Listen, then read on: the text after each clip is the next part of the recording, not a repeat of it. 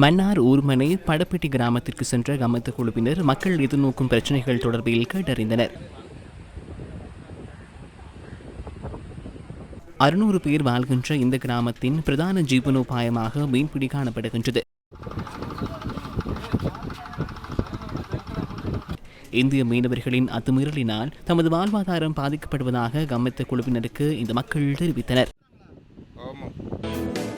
கம்மந்தவின் மற்றொரு குழுவினர் அம்பாறைக்கு சென்றிருந்தனர். 2009ஆம் ஆண்டு பாலம சாஸ்திரவேல கிராமத்தில் இவர்கள் மீள்குடியேற்றப்பட்டனர்.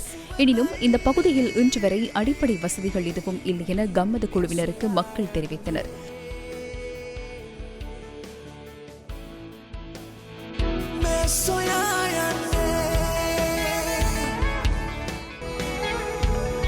மற்றொரு குழுவினர் கண்டி ஹங்குராங்கத்து திகத்திலக்கு புறத்திலிருந்து தமது பயணத்தை ஆரம்பித்தனர்.